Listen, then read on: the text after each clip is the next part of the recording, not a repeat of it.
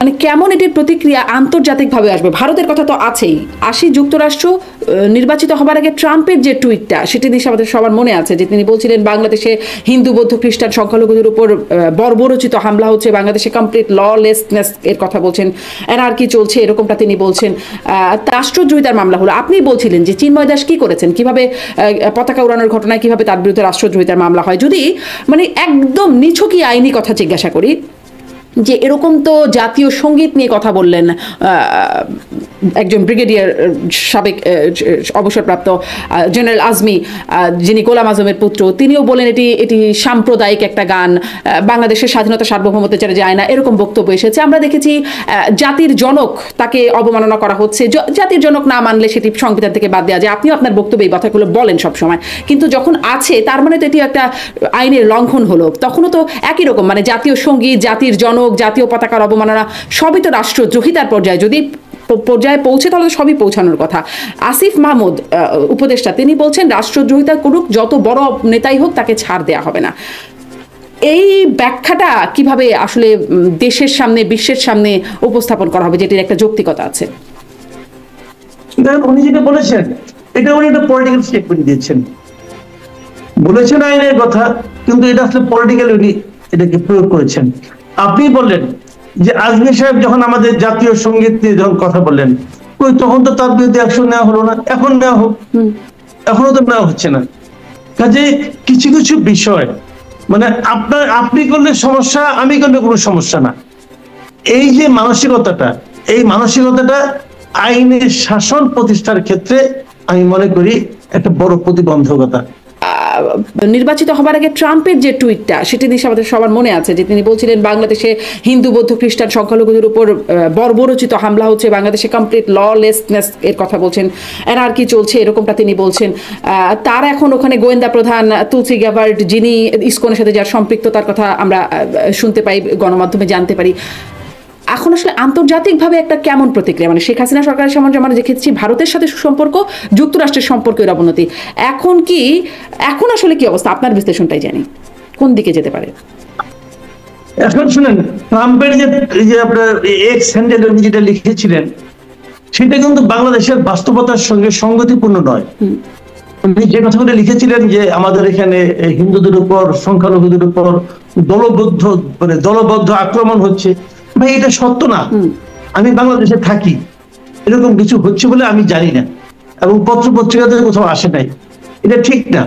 এগুলো সম্পূর্ণ মানে কোনো একটা কর্নার থেকে বানানো একটা এক ধরনের প্রচারণা, এবং সেই প্রচারণার উপর ভিত্তি করে ওনার এই টুইট, উনি নিজে হাতে ধর টাইপ করেন না, কেউ না কেউ করে দেয়।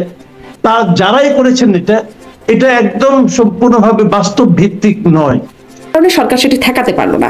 কিন্তু এইখানে যে চিন্ময়কে গ্রেপ্তার করলে এরকম একটা পরিণতি বা একটা প্রতিক্রিয়া এবং তার একটা প্রতিফলন যে হবে, সেটি কি আসলে অনুমেয় ছিল না? সরকার কি সেটাও আগে থেকে অনুমান করতে পারে নাই? পারলে সেটার জন্য কি সরকারের কোনো প্রস্তুতি ছিল? দেখেন, এখানে কিন্তু অনেকগুলো কথা আছে। যে চিন্ময় কৃষ্ণ দাসকে গ্রেপ্তারের পরে যে এই প্রতিক্রিয়াটা হবে, এটা হয়তো অনেকে ভাবেনি, আমি মনে করি। এখন কেন তারা ভাবেনি? তাদের অভিজ্ঞতার অভাবে কেন ভাবেনি? আবার যে প্রতিক্রিয়াটা হয়েছে, সে প্রতিক্রিয়াটা কেন হয়েছে এটা কিন্তু একবার ভাবতে হবে। চিন্ময় কৃষ্ণ কিন্তু এমন কোন বড় লিডার না যে তাকে গ্রেপ্তার করলে অথবা তাকে জামিন না দিলে এরকম বিশাল কিছু হয়ে যাবে। আমি নিজে পার্সোনালি মনে করি না সে এত বড় নেতা, তাকে তো আমি চিনতামই না। তো এখন সে এত বড় নেতা হয়ে গেলে কিভাবে? এখন আমি যদি বলি এখানে অন্য কিছু আছে, আপনাকে একটা কথা মাথায় রাখতে হবে।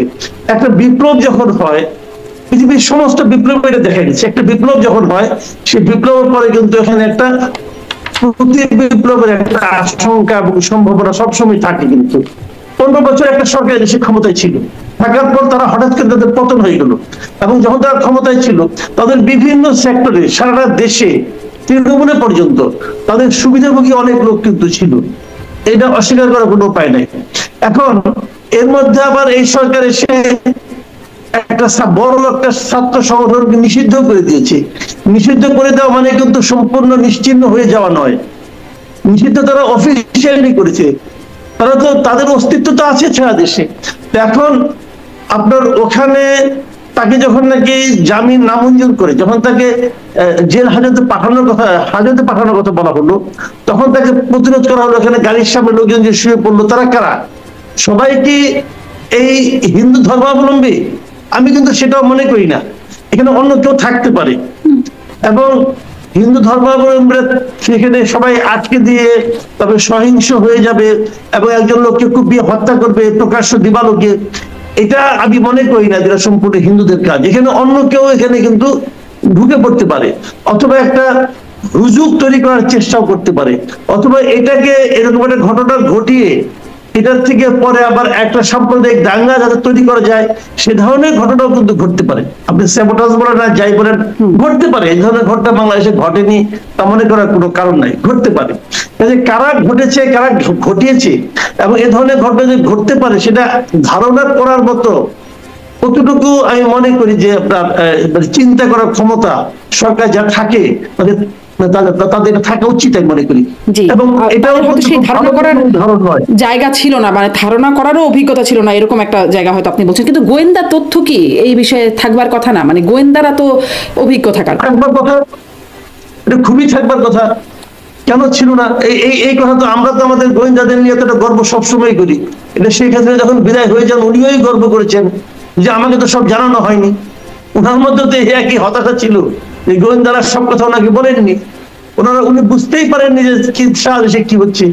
এখন এরকম হয়, গোয়েন্দারা নাকে তেল দিয়ে ঘুমালে এরকম হবেই, এবং আমাদের গোয়েন্দাদের নাকে তেল দিয়ে ঘুমানোর অভ্যাস আছে, উদাহরণও অনেকে আছে আগের, সেরকম কিছু হতেও পারে। আবার এসবের বিপরীতে আরেকটা কথা আমি বলি, চিন্ময় দাসকে যে মামলায় গ্রেফতার করা হয়েছে সেই মামলাটার মেরিটে থেকে আপনি একবার তাকিয়ে দেখেন। সেই মামলাটা কি? 5ই আগস্ট ছাত্ররা একটা স্তম্ভের উপর একটা জাতীয় পতাকা তারা উড়িয়েছিল। 25শে অক্টোবর মানে ধরেন আপনার দেখেন 5ই আগস্ট থেকে 5ই সেপ্টেম্বর 5ই অক্টোবর 2 মাস, তারপরে 2 মাস 20 দিন, 2 মাস 20 দিন একটা পতাকা ওখানে ছিল না, উঠছিল। এটাই বা উড়ে কেমন কেনা? আমি আপনাকে একটা কথা বলি, দেখেন জাতীয় পতাকার মধ্যে একটা সম্মান আছে। আপনি তো জাতীয় পতাকা 24 ঘন্টা রাখতে পারবেন না, সন্ধ্যার পর সেই পতাকাটা নামাতে হবে না?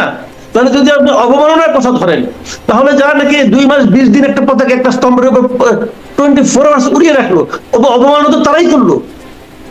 জাতীয় পতাকা তো 24 ঘন্টা উড়ানোর বিষয় নয়, বৃষ্টিতে ভিজবে, সারা রাত উড়বে, এটা জাতীয় পতাকা বলে না। জাতীয় পতাকা সম্মানের ব্যাপার আছে কিন্তু। তো সেখানে যে আবার গেরুয়া পতাকা উড়ানো হয়েছিল বলে অভিযোগ করা হচ্ছে। যিনি অভিযোগ করেছেন তিনি একটা পলিটিক্যাল পার্টি করতেন, বিএনপি করতেন। যিনি এই মামলা করেছেন, মামলা করার পরের দিন কিন্তু বিএনপি তাকে তার পদ থেকে বহিষ্কার করছেন। তার মানে এই মামলাটাকে বিএনপি ভালোভাবে নেয়নি, খেয়াল করেন। এবং সেই মামলা করারও 1 মাস পরে তাকে সেই মামলায় অ্যারেস্ট করা হলো। এর মধ্যে উনি আরো অনুষ্ঠান করেছেন। আচ্ছা, সেই মামলাটা ওইটা কি নিজে যে কি ওই পতাকার অপমান করেছে, অরূপে যে গেরুয়া পতাকা উড়ানো হয়েছিল বলে অভিযোগ করা হচ্ছে। ধরলাম অভিযোগ সত্য, যদি সত্য হয় সে কাজটা কি চিন্ময় দাস নিজে করেনি? বলা হচ্ছে লাল দিঘির ময়দানে উনি একটা সভা করেছিলেন, সেই সভা থেকে নাকি কিছু লোক সেটা উড়িয়েছে। চিন্ময় দাসকে সবাই থেকে বলেছিলেন যে আপনারা সবাই যে পতাকাটা উড়ান, সেরকম কথা কিন্তু শুনতে পাইনি। তাহলে এটা কে বললো? তার জন্য চিন্ময় দাসকে আপনি অপরাধী করলেন। চিন্ময় দাস ওই মামলায় আসামির সংখ্যা 19 জন, বাকি 18 জনকে গ্রেপ্তার করা হয়নি। তো চিন্ময় দাসকে কেন? তাহলে এটা কি অপরাধকে নিবারণ করার জন্য করা হচ্ছে, নাকি চিন্ময় দাস নামক এই লোকটাকে আমি শাস্তি দিতে চাই তাই করা হয়েছে? আসলে কি এখানে কি আইন নিজের মতো করে চলছে, নাকি আইনকে চালানো হচ্ছে? এই সমস্ত প্রশ্ন কিন্তু ভাই উঠবে এবং উঠছে। আমি তো উঠাইলাম প্রশ্নটা, জবাবটা দেন কেউ একজন। তো এই সমস্ত বিষয়গুলো আমি মনে করি এগুলি জবাবটা কে দেবে? আর এই সিদ্ধান্ত ইসকনকে নিষিদ্ধ করার ব্যাপারে মানে হাইকোর্টে যে রিট হয়েছে, ইসকনের বিষয়ে সরকারের সিদ্ধান্ত জানাতেও 3 দিনের মধ্যে জানতে চেয়েছে হাইকোর্ট সরকারের সিদ্ধান্ত। মানে এখানেও কি একটু কিছু বলবেন যে ইসকন নিষিদ্ধের এই দাবি বা ইসকন সম্পর্কে মতামত 3 দিনের মধ্যে সরকারকে জানিয়ে দিতে হবে? দেখেন, ইসকন একটা ইন্টারন্যাশনাল অর্গানাইজেশন। ইসকনকে নিষিদ্ধ করা অত সহজ না, এই জিনিসটা বুঝতে হবে। ইসকনের ভিত্তি এত দুর্বল না যে আপনি ফু দিলেন আর হুড়গুলোকে ভেঙে গেল। আপনি আপনার দেশে করতে পারবেন, কিন্তু তার যে আফটার ইফেক্ট হবে সেটাও মাথায় রাখতে হবে। আপনি ইসকনকে নিয়ন্ত্রণের মধ্যে নিয়ে আসেন, আপনার যদি ইসকনের কিছু কিছু কাজ পছন্দ না হয়, আপনি সেগুলিকে নিয়ন্ত্রণের মধ্যে নিয়ে আসেন, বলেন এই কাজগুলো তোমরা করতে পারবে না। কিন্তু আপনি নিষিদ্ধ চাইলে হয়তো আপনার ভূখণ্ডে করতে পারবেন, কিন্তু তার আফটার ইফেক্ট খুব ভালো হবে না। আপনাকে সারা দুনিয়ার সঙ্গে ম্যানেজ করেই চলতে হবে। সারা দুনিয়াতে যেভাবে অনেক কিছু ঘটে ভাই, যেগুলো আমার পছন্দ হয় না, কিন্তু ম্যানেজ করে আমাকে চলতে হয়, সেভাবেই চলতে হবে। আপনার হাইকোর্ট, হ্যাঁ ঠিক আছে, হাইকোর্ট 3 দিনের মধ্যে সরকারের জবাব চেয়েছে, সরকার তার অবস্থান ক্লিয়ার করবে, সেটা ক্লিয়ার করলে বোঝা যাবে কি হবে। কিন্তু দেখেন একটা জিনিস, বৈষম্য বিরোধীরা কিন্তু দাবি করেছে ইসকন নিষিদ্ধের। হ্যাঁ, দাবি করো, কেউ দাবি তো করতেই পারে কোর্টের কাছে, কিন্তু একটা কথা আপনি খেয়াল করেন, দেখেন আমাদের দেশের টোটাল ডেমোক্রেটিক যে আপনার প্রসেস যেটা এখন শুরু হয়েছে আমি বলি, তার জন্য ইসকন কোনো ফ্যাক্টর ভাই? আপনি বলেন তো, এটা কোনো ইস্যু? ইসকন কোনো ইস্যু? এর সঙ্গে কয়টা লোক আছে? এখন আমরা এইটা নিয়ে পড়ে আছি। তো এটা হলো কি নন ইস্যুকে ইস্যু বানিয়ে হয়তো এটা নিয়ে আমাদের সময়, শ্রম, সমস্ত কিছু আমরা প্রয়োগ করতেছি কেন? আমি বুঝি না এগুলি কার বুদ্ধিতে। অথবা এমনও হয় অনেক সময় যেরকম হয় নন ইস্যু কখন ইস্যু হয়ে যায়, অনেক সময় যখন আপনার মানুষ মনে করেন যে আপনার গভর্নমেন্ট খুব মেইন যে কাজগুলো সেগুলো করতে পারে না, মানুষের ক্ষোভ থাকে, সেই ক্ষোভটাকে হয়তো সরিয়ে দেওয়ার জন্য এই নন ইস্যুকে ইস্যু বানিয়ে একটা আর্টিফিশিয়াল ক্রাইসিস ক্রিয়েট করা হয়। তখন সেই যাদের মানুষ ওদিকে তাকায়, মূল জায়গার থেকে দৃষ্টি সরে যায়। এটা যদি হয়, হতে পারে, আমি জানি না, তবে আমি মনে করি না এটা আমি খুব এনজয় করছি। এই ধরনের ঘটনা মানে আমার কাছে পছন্দ হয় না।